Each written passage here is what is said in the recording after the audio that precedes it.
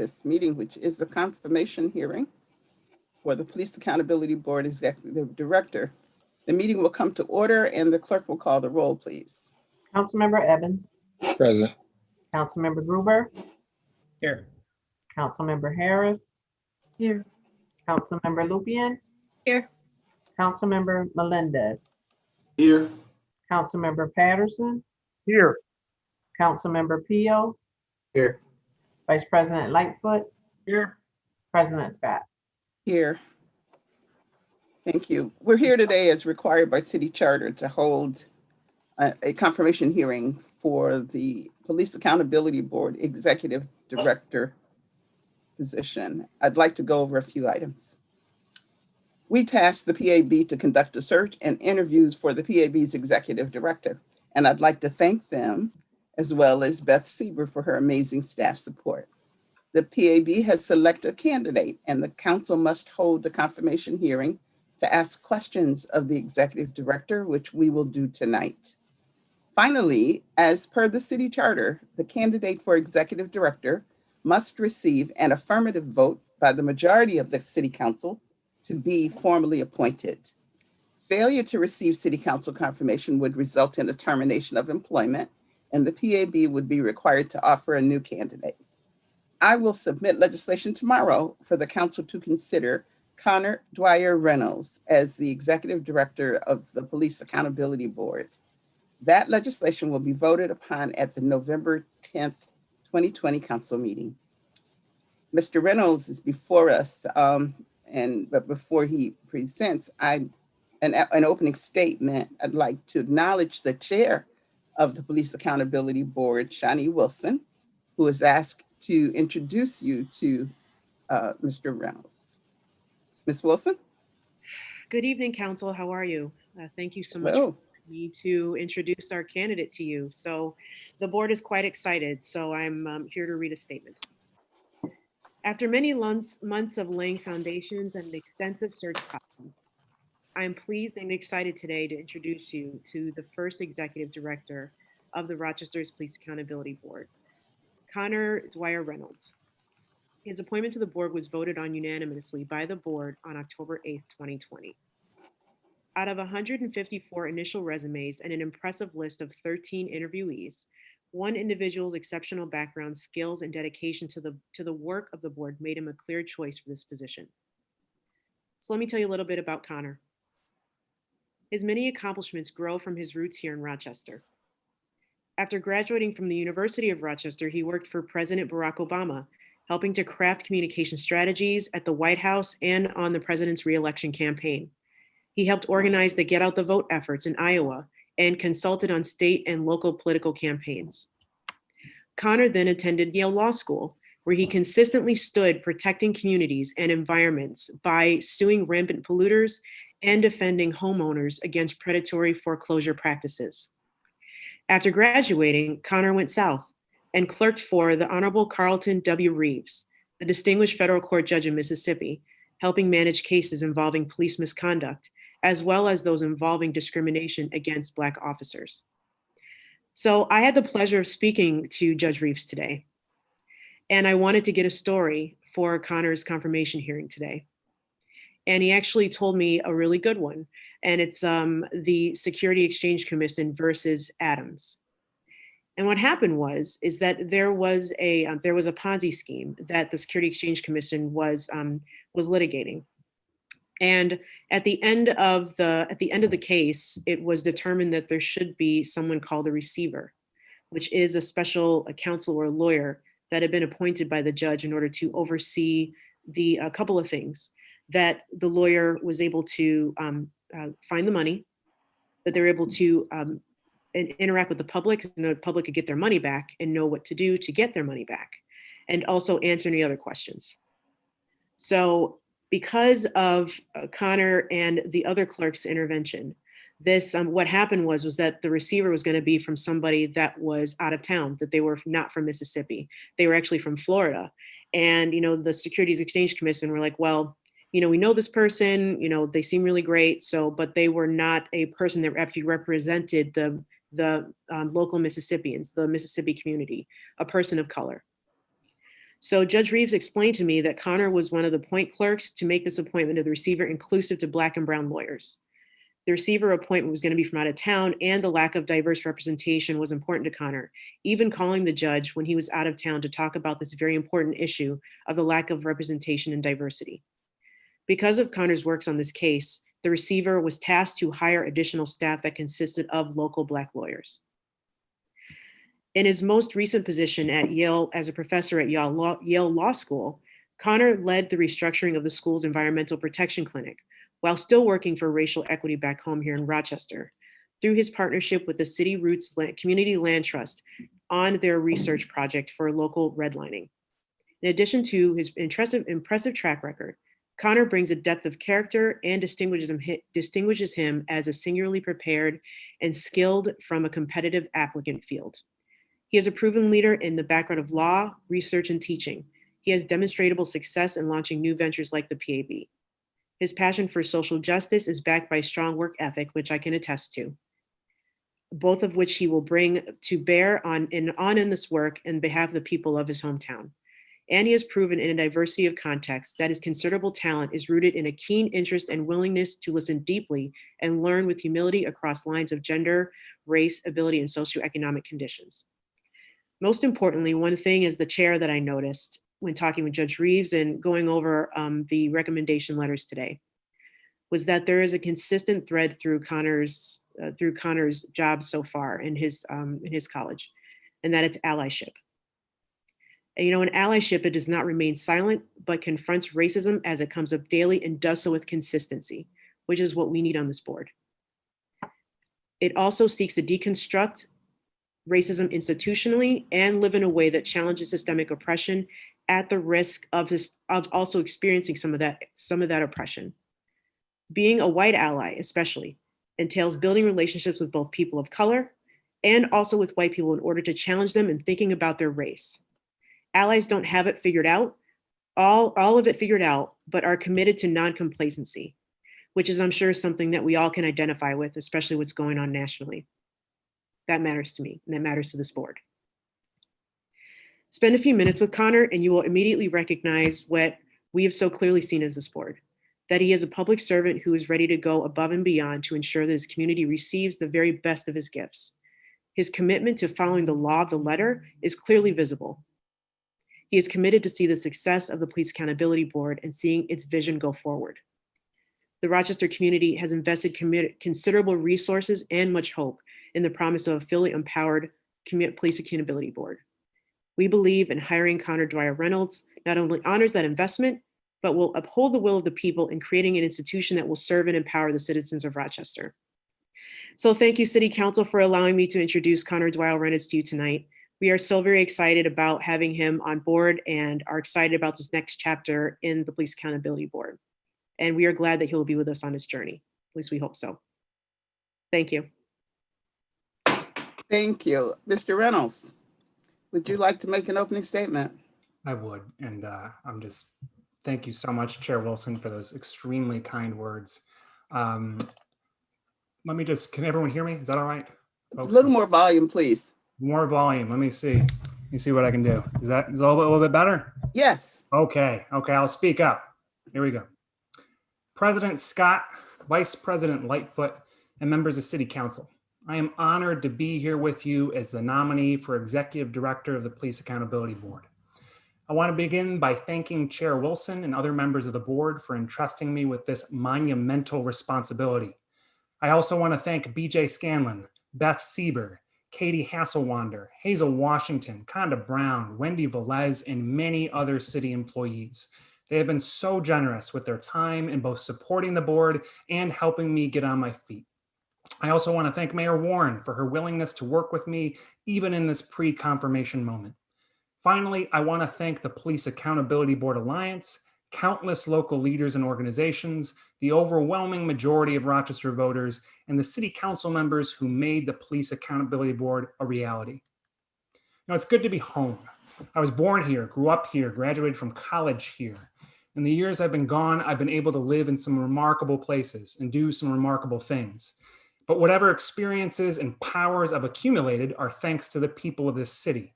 the neighbors on Westview Terrace who taught me how to play, librarians at the Frederick Douglass Community Library that taught me how to read, farmers at the public market who kept me fed, staff at the University of Rochester who treated some punk working the night shifts like a kid of their own, and friends and mentors in all of our neighborhoods who make Rochester the only place I've never wanted to leave.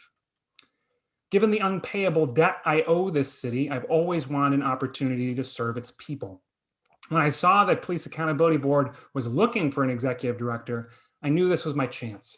I could take my knowledge about the law, my experiences working on behalf of communities fighting for justice, my work in communications and in the justice system, my time building organizations, and pour it into something Rochesterians have been demanding for generations: true accountability in our public safety system. But when I first read about the Police Accountability Board, I was skeptical. Most civilian oversight boards like it are doomed to failure.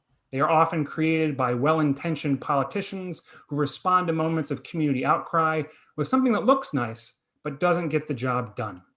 Across the country, there have been hundreds of civilian oversight boards, yet almost no instances of those boards creating the kind of fundamental change communities, especially Black and Brown communities, deserve.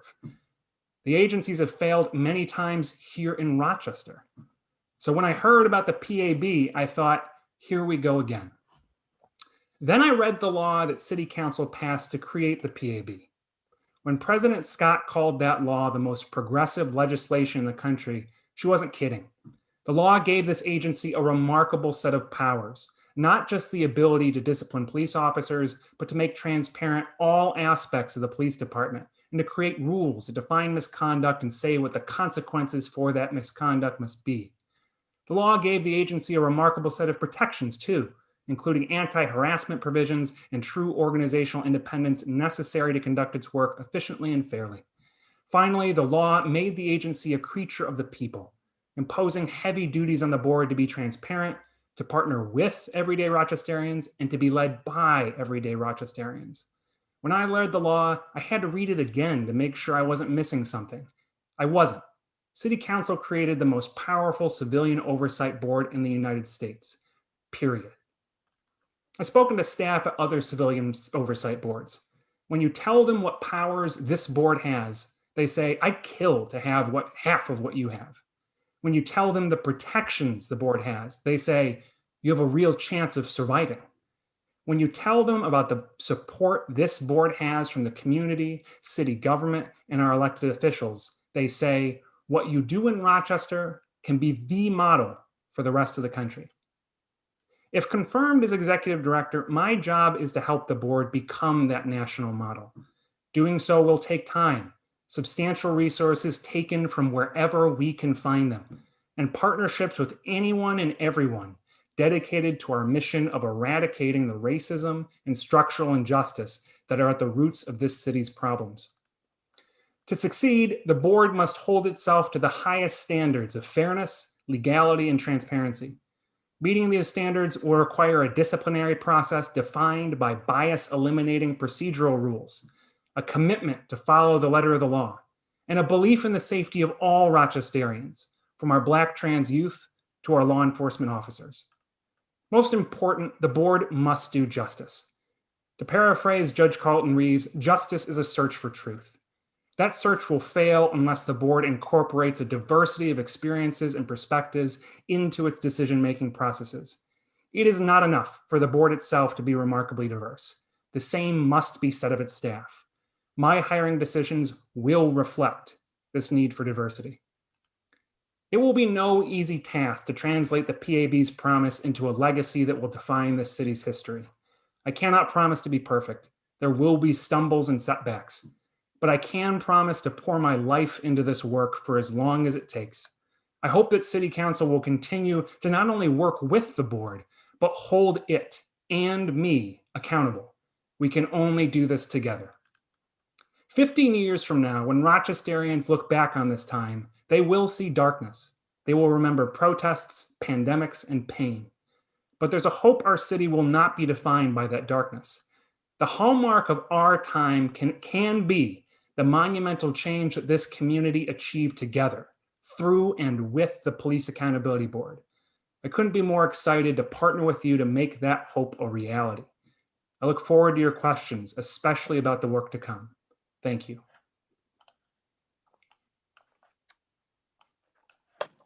Councilmember Patterson.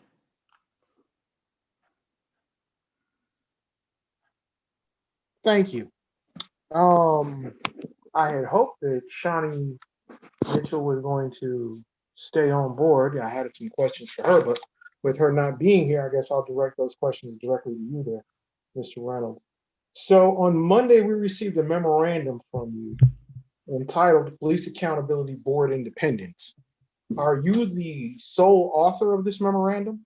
That's right. It was a memorandum sent just to staff. I was dealing with some questions about the staff and the board's work to come, and I wanted to write a memo describing my perspective on the law and how the law defined the organization's independence in context of agency law. Okay.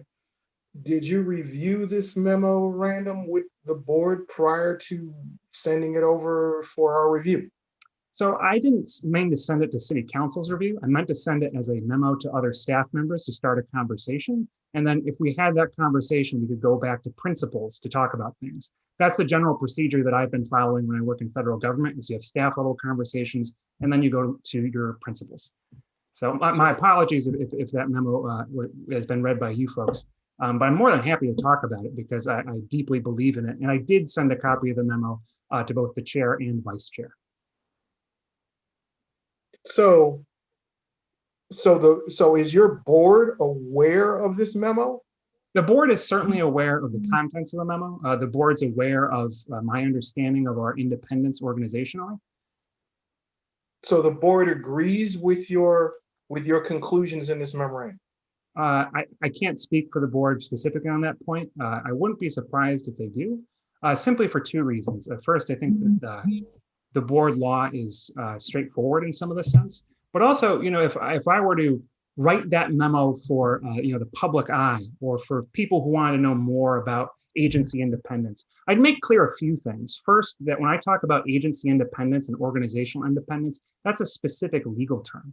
It's a term of art that talks about how an agency operates in the context of other government branches. So to say that the Police Accountability Board is independent does not mean to say that City Council doesn't have deep and fundamental control over its work. A part of that memo describes many of a bunch of that control, whether it's from confirming people to the board, appointing people to the board as well, managing the budget, conducting audits, the power to remove staff members and the board itself. And more importantly, not just that kind of independence and control, but also talking about the necessity of city council and the board working together. The board just makes recommendations on policy changes. It's up to city council to make those changes. So my hope is that even with the board as an independent agency, there has to be clear lines of communication and deep partnerships between the board itself and city council. Well, sir, I have to disagree with you strongly. Your first item 1 on page 1, your header is the text, legislative history, and statutory content of the board law determines the board's independence. Page 2, the board's law text is unambiguous. The board is entirely independent of city council and other city entities. Page 3, item 3, the board law's legislative history proves that council explicitly rejected making the board a subordinate unit of council. Page 4, item 4, the statutory context of the city charter shows that the board is unlike the parts of city government that are subordinate to others. Page 5, item 5, council's choice to give the board full independence was bold, justified, and supported by Rochesterians. Page 7, item 6, since the passage of the board law, council has not rejected or overridden the board's fundamental independence. Page 8, item 7, treating the board appropriately will require the city to reorient a small set of its internal processes. Page 8, item 8, the city's budgetary process must be changed to account for the specialized budgetary procedure laid out in the board law. Page 9, item 9, cooperative relationships can ensure that the fiscal year 2021 budget process conforms to the letter and spirit of the city charter. Your conclusion, sir, is that the memo has explained how and why the law requires the Police Accountability Board to be treated as a wholly independent, non-subordinate agency of city government. Ensuring that the city treats the board appropriately will take the reorientation of a small number of city processes. Such reorientation will require cooperative relationships between the board and other parts of city government.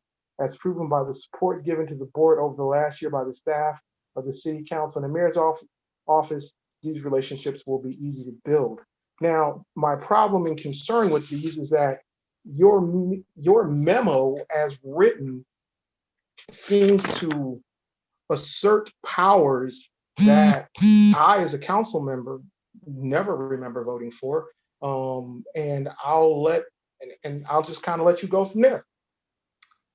So what I'll say is that I do believe that that memo is an accurate analysis of the city charter. Part of the reason I sent it to staff was I CC'd the law department asking for their input on the memo. And so I want to emphasize that this was supposed to be the start of a conversation at the staff level. But I still think that the text of the memo is accurate. I'm trained to do analyses of the city charter. I'm trained to do analyses of the law. And, the way that that memo is set up is to do a standard analysis of the city charter from the perspective of a court. And a court walks through that by looking at, text on the page, which is the city charter itself, and then, legislative history in the documents that are considered and provided by city council and looking at something, and then the statutory context, city charter writ large, not just Article 18. And so, I think that the city charter, at least, is the letter of the law is clear, at least on the independence of it. And I do think that, a number of these conversations I've been having with the community to start this job, I think that, a lot of people have also expressed at least the belief that, this is an independent agency. And the last thing I'll say is that, it's not fully stated out in that memo, but that kind of organizational independence is a hallmark of not only cutting edge civilian oversight boards, but also inspectors' offices writ large. It's a best practice. And part of the reason for that is to avoid any perception of, imputed, or reality of conflicts of interest. It's also to ensure that agencies can do their work quickly and effectively. And finally, in the context of local government, organizational independence is important for the board because it shows the community that everyday Rochesterians can govern themselves. And so even though I think that the city charter text, at least itself, is clear on this question, I also think that from a policy perspective, it's a best practice and it's right for the board to have these powers. Well, sir, how do you explain, at least so I won't speak for others, I'll speak for myself. What you have described has no relationship, in my mind, to the conversations that we had and to the legislation that we passed. We have also contacted other council, and our council is telling us that no, yours is a more expansive reading than what is contained in the law. How would you reconcile that? Well, I'd have to talk to those council to hear their arguments on it because, again, from my reading of the law, it's unambiguous in the city charter. But again, I'd love to have those conversations with those staff members or council who read the law differently. Again, that's the conversation I was hoping to start with this memo. But in terms of, again, justifying the law, obviously all law is open to interpretation. There's no doubt about that. But in this case, I believe that at least the evidence from looking at the text of the charter is overwhelming. And what we always have to do when we're working with the Police Accountability Board is think about how a court will look at our powers and look at the law. And part of that memo was running how a court would do this by starting with just the text, then moving to the passed pieces and rejected pieces of legislation, and then again moving back to the context of the city charter. And if there's more opportunities to talk about this, I'm happy to have those. I do again think that this organizational level of independence is an important power if this board is going to be a national model for police oversight. Can I Okay, hop but- in? I just have Councilmember a, Lupian? Wait. Give me. I think it's important to clarify what you're talking about. Councilmember Lupian, hold on one moment. Councilmember Patterson, would you finish up? Yes, I will finish. Okay. So I hear you, but the problem is, sir, you have a significant number of people who are members of this council who were involved in the passage of this legislation, and we aren't seeing what you're asserting. Does that not trouble you in any way, shape, or form? I certainly think that whether the law needs to change, I would never pretend to speak on whether or not council should make changes to law. But my job. No, sir. That is not the question I asked. I did not ask about changing the law. Right. I'm saying to you, you interpret it one way. We're looking at it and going, we just passed it, and this is much more expansive than what we have reviewed. That and I'm saying you see no conflict in that. That is my question. What I see is I certainly would never think that concerns from city council about my work are untroubling. Of course it's troubling. But I think that what I want to say is that my job in that memo was to analyze just the text of the law, and just the history of the law. I hadn't spoken to any city council members when I read it because that wasn't my task at that moment. My task was just to look at the letter of the law and work within the letter. Thank you. Thank you. Councilmember Lupian? Yeah, I guess I'm hearing you talk about independence, and it's a technical term, and independent agency means something specific. And I feel like there might be different interpretations of what independent means. And I wonder if you could just go into, what do you mean when you say independent agency? What do you mean when you say wholly independent? Because I feel like we might be crossing wires. It's a reporting relationship. It has to do with the way that internal city processes work. The text of the law says that I report to the board, and through the board, Chair Wilson. There's not a reporting agency requirement between the board itself and city council. To make decisions, the board does not need city council's approval on those day-to-day work decisions. Now, to make any of its recommendations law, to have its budget request approved, to have essentially any of its other things that it wants to do achieved, it has to work with city council. City council has total control of the board in the sense that any day it can change the law to craft the board's powers, duties, or rules. This is a standard way that most independent agencies work. And part of the reason that I wrote that memo is that the city charter pretty clearly appears to craft, give the protections to the board that are usually given to so many other inspector general's offices. And that's part of what makes this law, from my perspective and from a kind of facial reading of the text, so unique, is that so many other civilian oversight boards in the country don't have that kind of non-reporting to independence. But the cutting edge of oversight agencies, much like Oakland, do. So the police commission in Oakland has a real sense of independence baked into it because it's, the measure LL, which is kind of like our local law 2019-2, they're very similar in the way that they look. And, Oakland has taken that and put it into its organizational chart as a separate independent unit. That doesn't mean that, that commission doesn't work closely with and is essentially controlled by their city legislature. But what it just means is that there's that element of non-reporting to relationship that gives the staff and that citizen board the independence it needs to do its work as quickly and fairly as possible. And do you feel like the way coming in, how it was presented to you, is different than what you're saying in the memo? Yeah. Like, what changes are you talking about?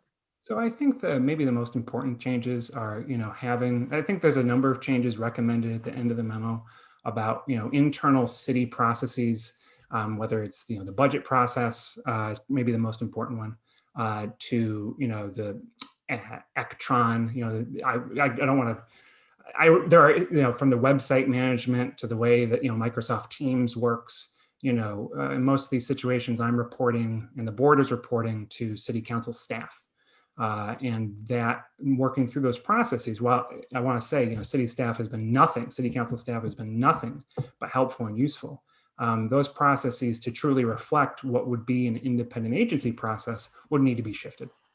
So when you say reports to city council staff, can you say more about that? Sure. It's I don't know all the names for the technical processes, but when I have hours that I have to dock, I have to have them reviewed.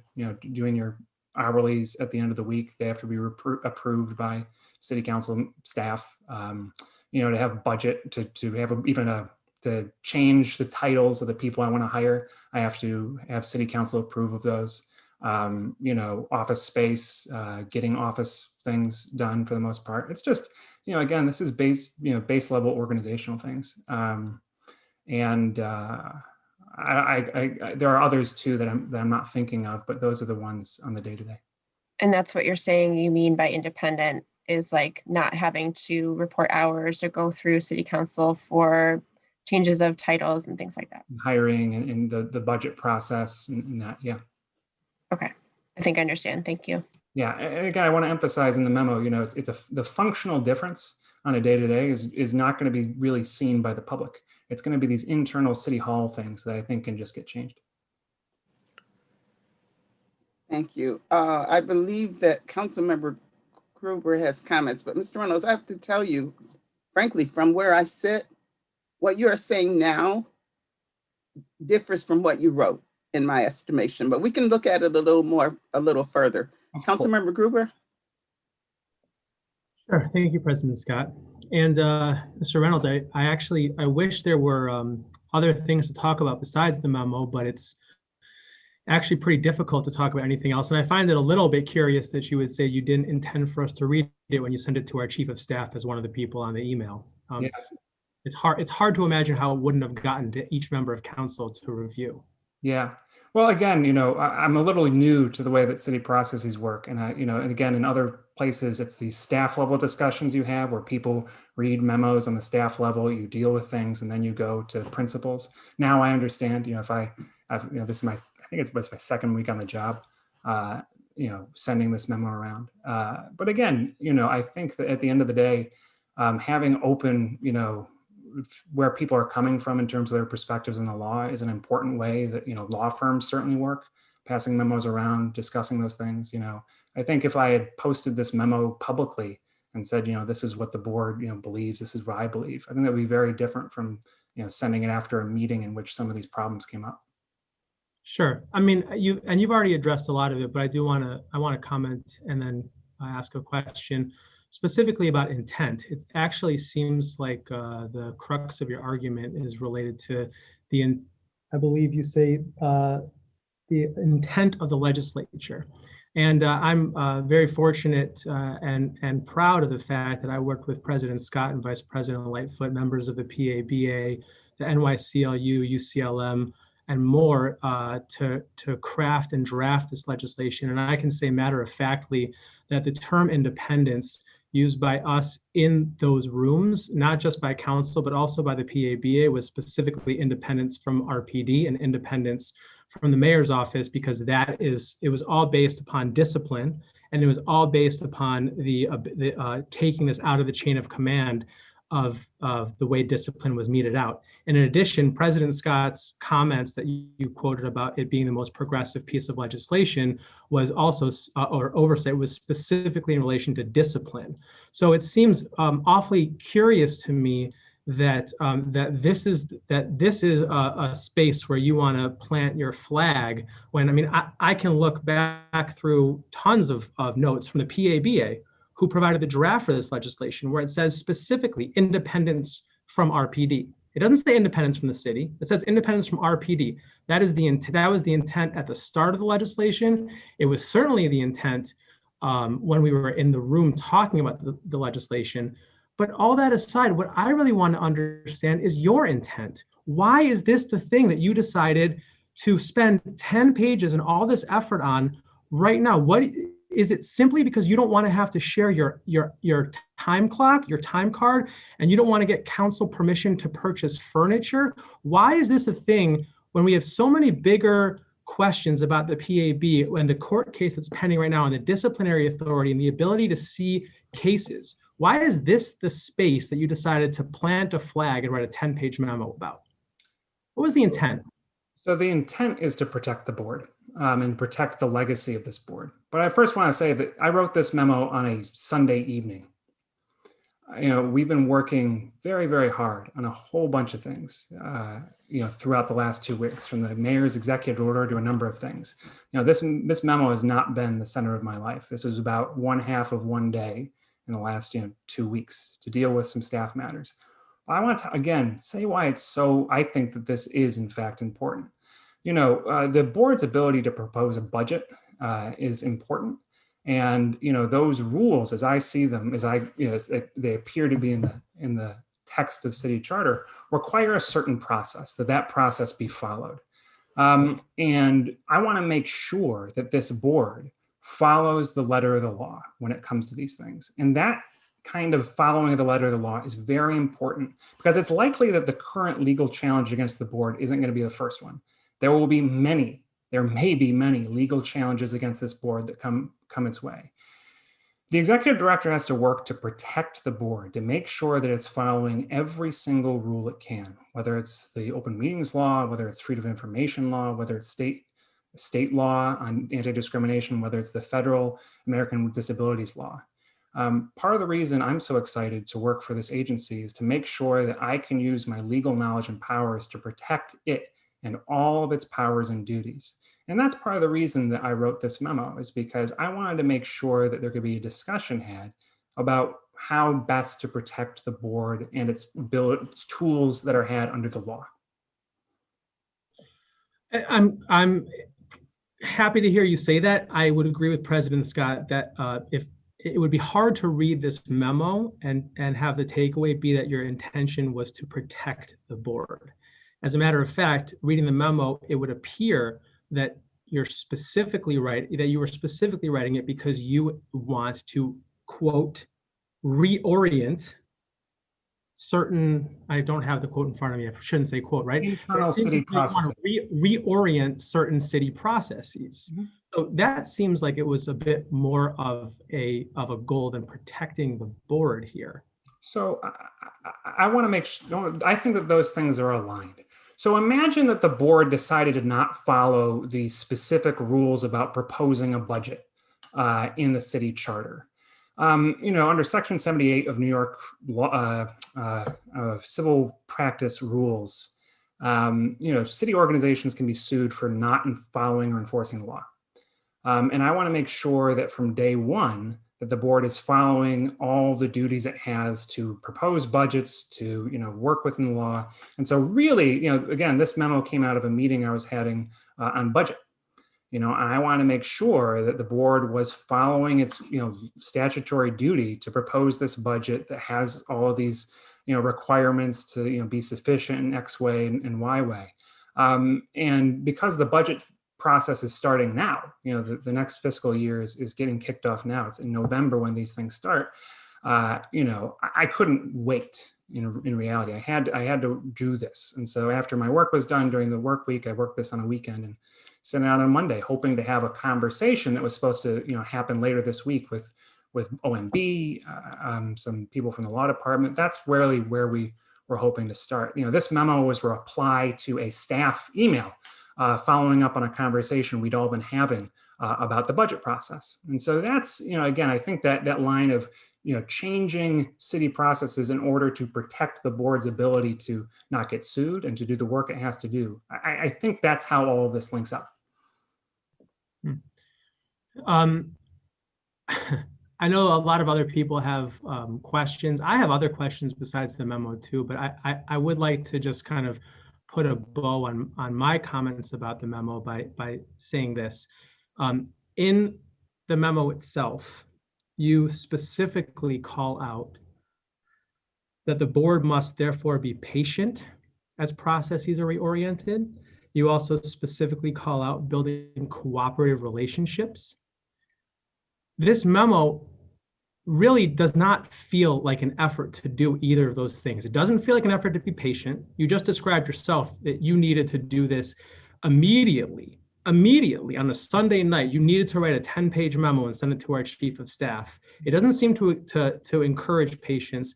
And it doesn't seem to be building cooperative relationships either, because it's also making a whole lot of assumptions about intent without talking to the actual legislators and legislative body who actually wrote it themselves. And I would ask you, maybe if you'd like to reflect on the fact or dispute that your memo doesn't seem to actually abide by the two things that you preach to the board and to yourself as part of the memo. Councilmember Gruber, I want to, again, so this was a legal memo, and I was thinking in terms of being a lawyer. Congressional intent, not congressional intent, legislative intent is a term of art that refers to what a court does when it reviews a statute in the context of a lawsuit.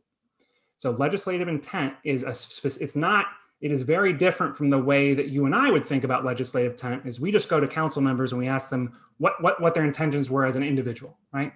This specific way of dealing with legislative intent is to say, we cannot ask current city council members about this, right? And so my duty as a lawyer writing this memo was to focus on the way that a court would look at this and to present that information truthfully. That's my obligation as an attorney to do that. And if I had known, if I had thought that this would cause this kind of, that I would not be communicating in the way that I thought, I would never do that. This isn't supposed to be some shot across the bow. This is supposed to be that first step in that cooperative relationship of exchanging information and perspectives to get the work done. And I just want to emphasize again, the work of this board has been this board's been working so hard for months. And what we want to make sure is that the community sees our work getting done. And so much of what I've been doing the last 2 weeks, putting in these 80, 90-hour weeks, every day has been a work day, every night's been a work night, is to get that work done as quickly as possible. And so my hope is that in working quickly to do this work, I want to build those cooperative relationships. And honestly, my hope was that this memo, starting at the staff memo, instead of going to principals and making something of it, that was where I was hoping that this is the way that I thought it was right to do. And now that I'm hearing that that's not the way it was perceived, I'm taking that to heart. Because the last thing I want to do is establish an adversarial relationship with our closest allies, the people who created us, city council. So I really appreciate people telling me that this is the way that this memo was perceived, because now I can understand how better to make that relationship between the board and other city departments work. Well, I appreciate that. I'll pass it along to other council members. I would just close this particular portion of my comments by saying that I appreciate your hard work. I don't doubt the amount of hard work you've done. I appreciate the comments you just made. We need this board and this whole process to understand, and I believe the board does. I see Shawnee's Chair Wilson's back on the call, that the patience and the cooperative relationships are really, really critical pieces of making this thing work. And your memo did not read as though it actually has either of those things. But I'm happy to hear you understand why we would read it that way. Are there additional comments? And Councilmember Patterson, Chair Wilson is back. I don't know if you wanted to direct comments to her.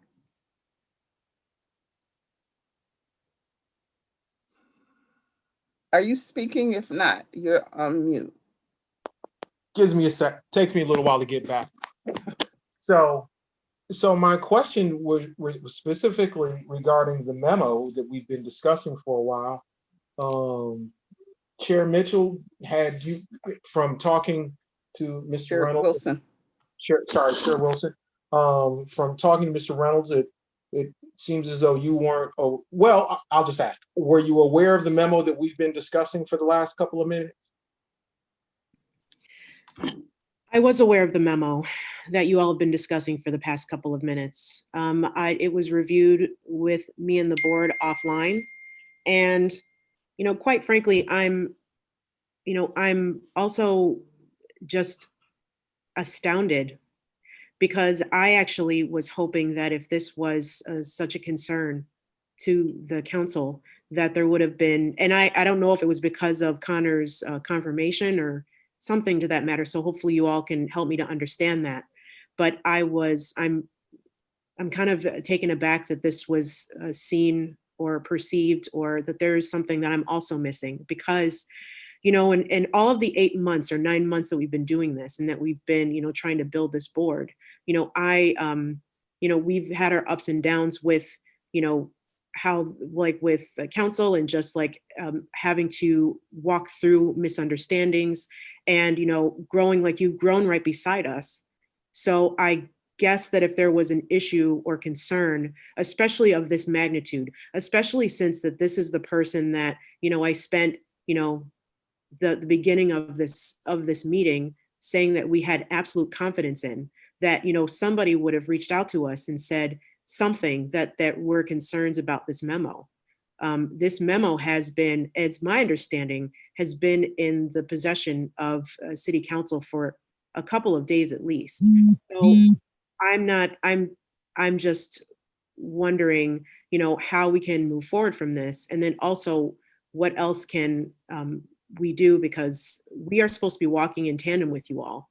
You know, we wouldn't exist without you, and so I just need to have some understanding, I guess. So the board was aware of the memo. The board is in agreement with the position of the memo. The board is in agreement with the memo. Okay, thank you. Thank you. I have a follow-up question, if I can, about the budget. Yes, Councilmember Luffy. So right now, can you help me understand what the current budget process is for the PAB and how you'd like to have it be changed? Sure. So as I understand it, you know, where's the, so, you know, this is a printout of the annual budget process, right? It's online. I'm sure you've all seen it, you know, but we start in November, you know, with this maintenance of effort, and it's been given to each department, right? So right now, you know, the way that PAB is treated is that it is a subunit of city council. So the PAB gets a MOE, not the PAB doesn't get the MOE as I understand it. It's, you know, city council and staff get it. And then, you know, there's a level that gets set with them. And then we have to work within that level. And then, you know, we make proposes, changes, you know, within that figure. And then, you know, the budget gets sent back to the mayor. The mayor gets a blah, you know, budget level allocation. You know, it gets sent back to each department, and the department, which would be city council and clerk, which includes, you know, PAB, at least in the current processes, you know, then the PAB has to work within that. And so, you know, then, you know, we work with the mayor's office, and then the mayor proposes the budget to city council sends and approves. So that's the budget cycle. And right now the PAB is, you know, a subordinate unit that it's not clear how the board would get to propose the budget in line with section 18-13.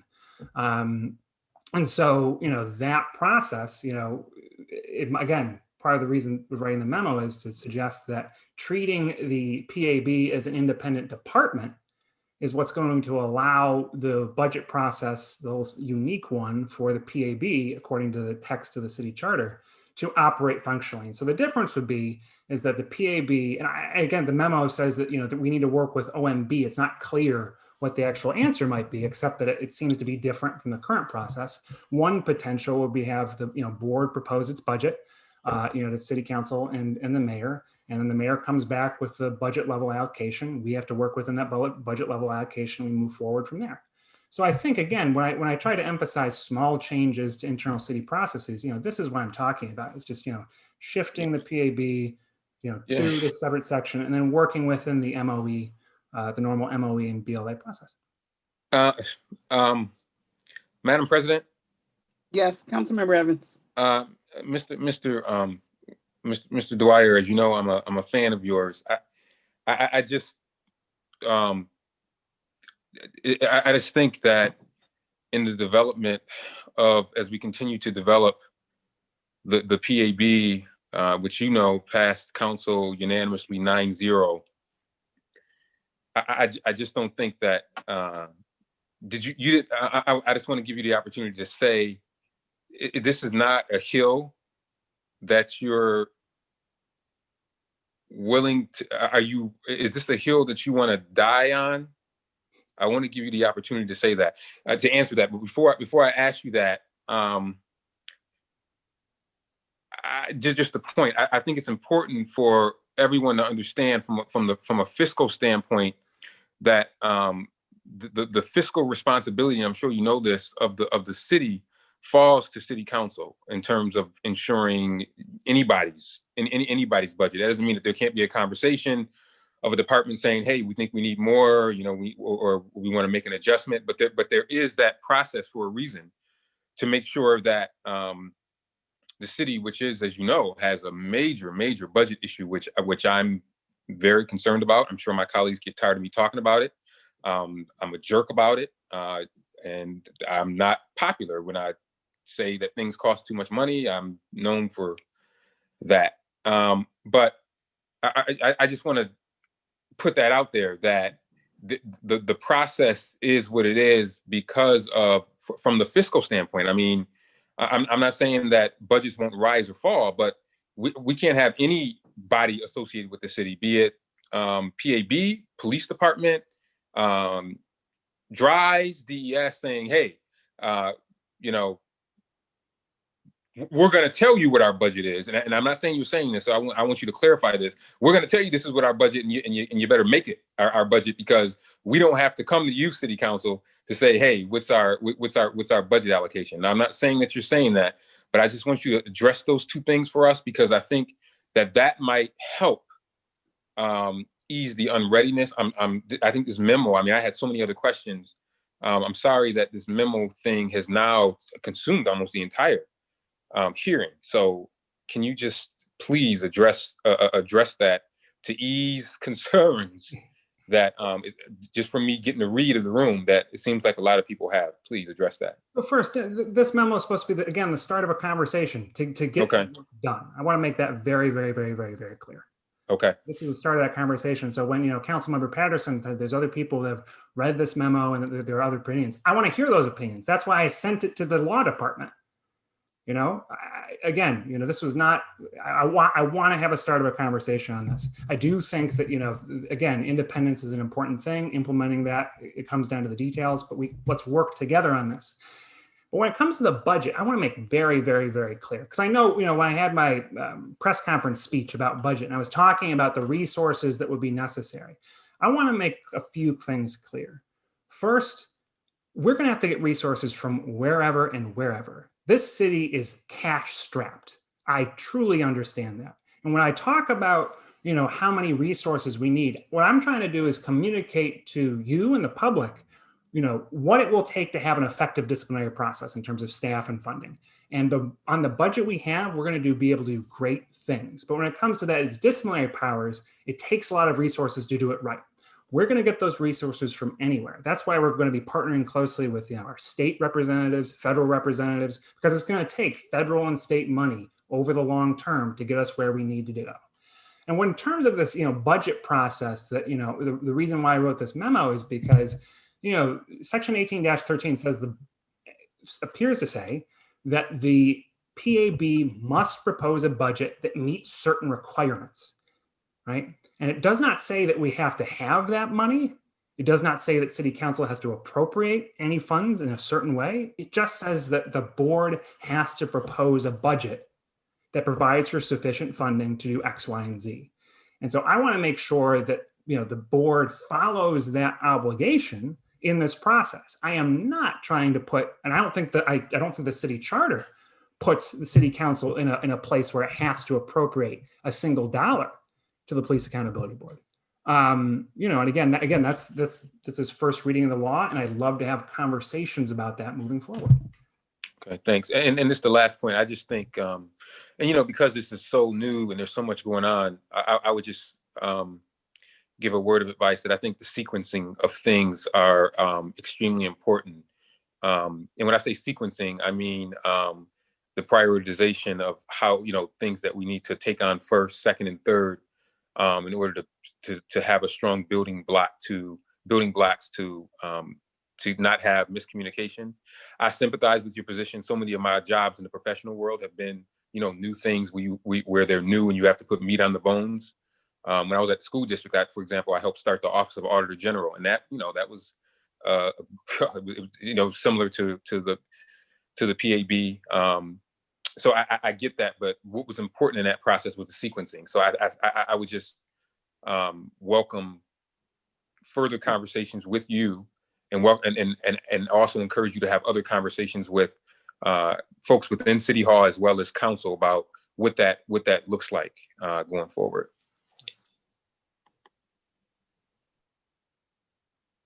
Additional questions, comments? I have one if no one else does. Certainly, Councilmember Gruber. Thank you. So moving off the memo for a second, Mr. Reynolds, can you just tell us what would the first 90 days look like? Sure. Well, we've already started this executive order work, right? The board voted last week to formally come onto the board. And then last night, the board voted to approve of the letter that's, I think, may have been delivered to you earlier today from the mayor about, supporting the WilmerHale task work. So that 90-day work's already started, with Vice President Lightfoot, Councilmember Melendez working in the context of this task force in a collaborative way with RPD, RACE, UCLM to get that important work done. After this meeting at 6:30 or whenever we wrap up, I'm going to be presenting a framework of doing our executive order work to the board. And a lot of that work is going to be about community engagement. The task force work essentially requires members to answer questions. And so we're hoping to have the community submit its answers to those questions, right? Because the PAB is, supposed to, first and foremost, do this accountability process through discipline, but it's also supposed to listen to folks and be the hub for this kind of change and reform work moving forward.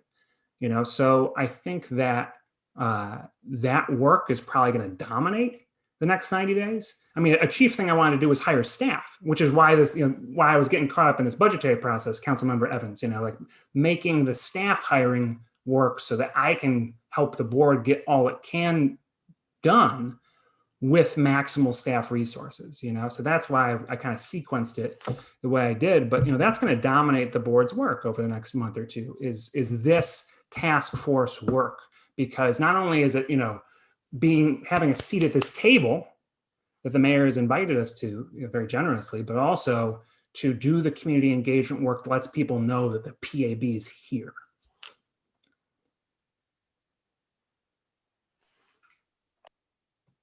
Any additional questions or comments?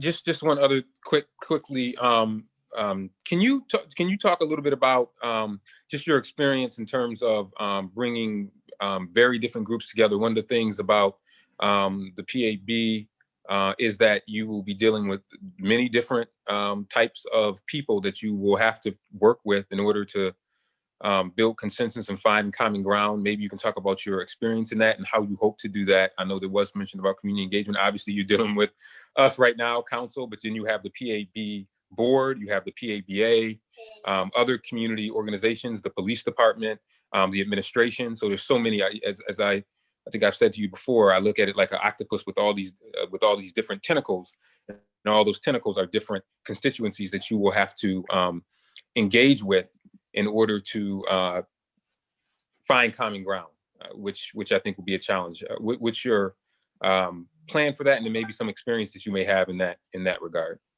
So my plan is to listen to everybody.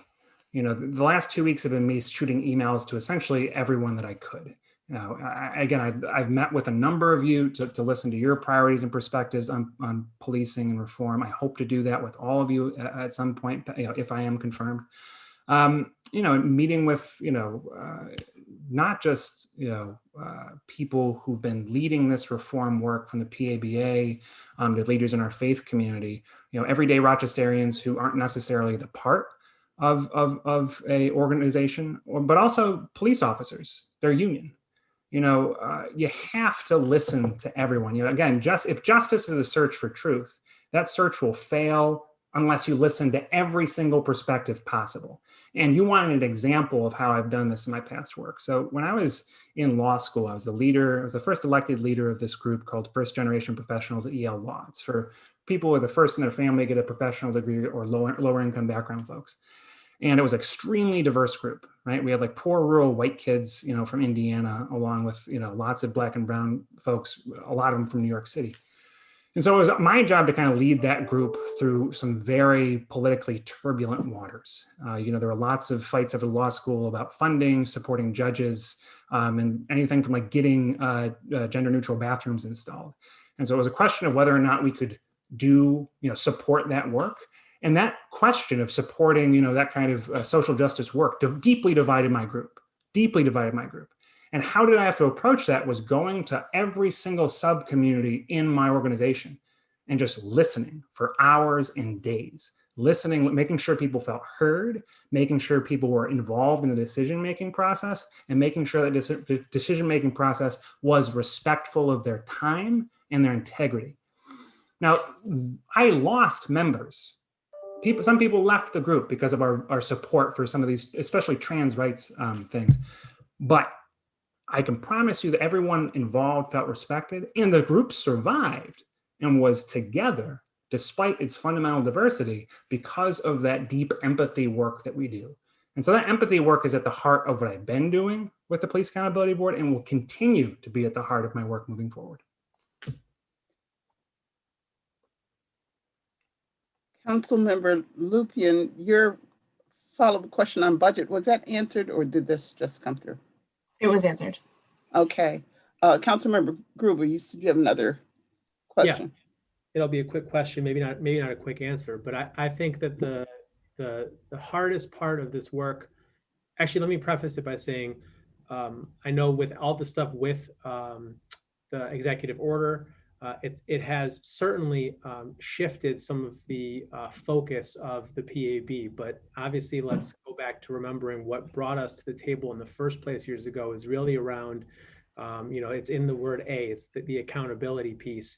And the crux of all this is the matrix.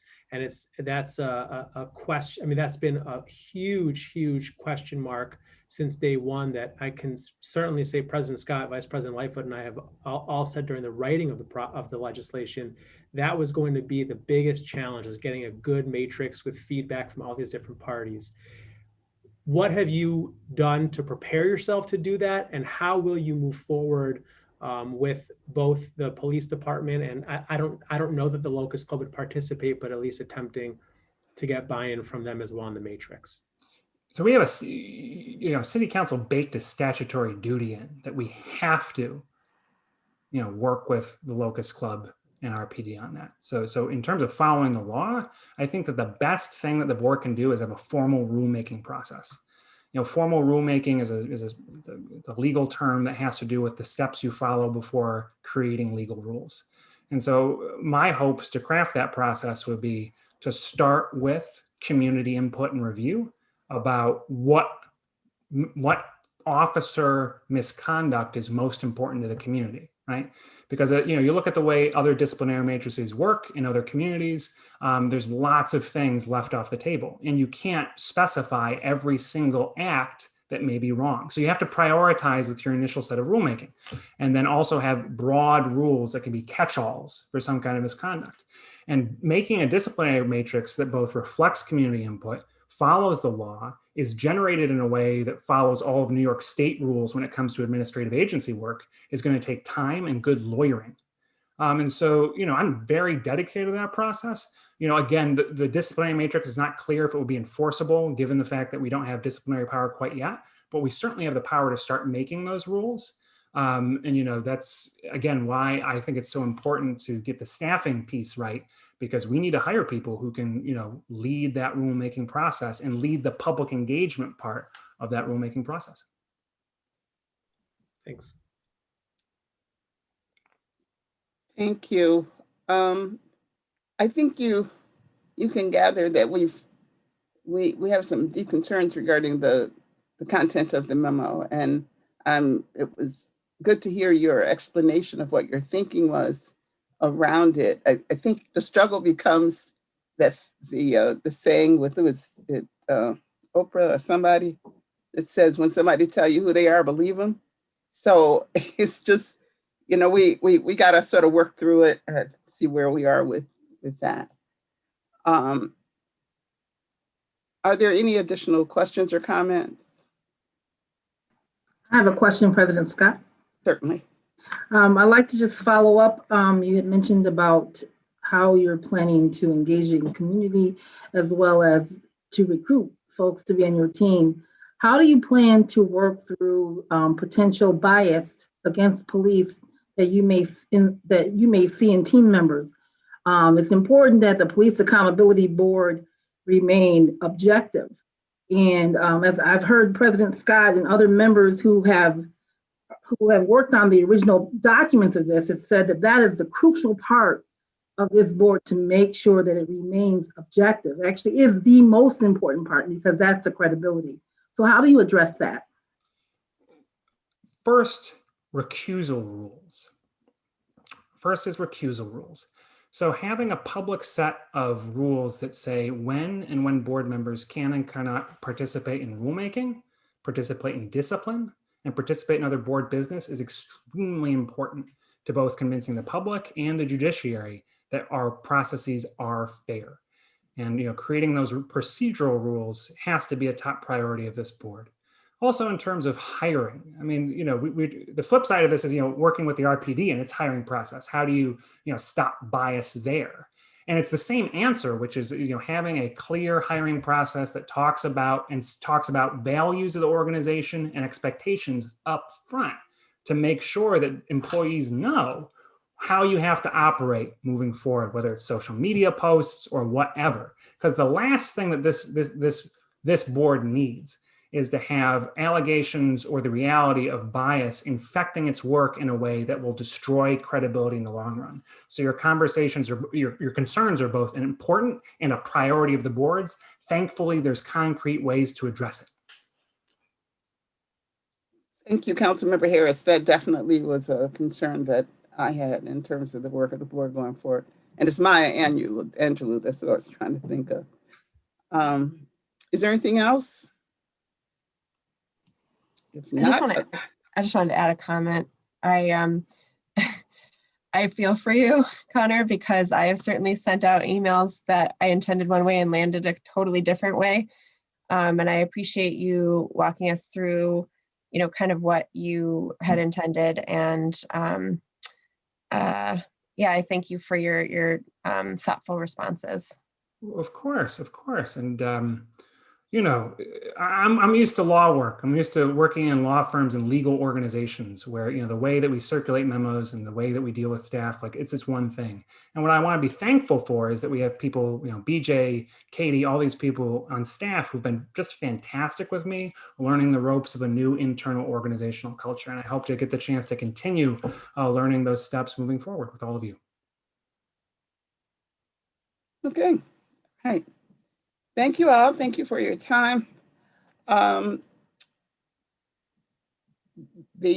there are no further questions, that concludes our confirmation hearing for the Police Accountability Board Executive Director. Legislation for this appointment will be voted on at our next City Council meeting, which is Tuesday, November 10th at 7:30 p.m. Thank you. This meeting is adjourned.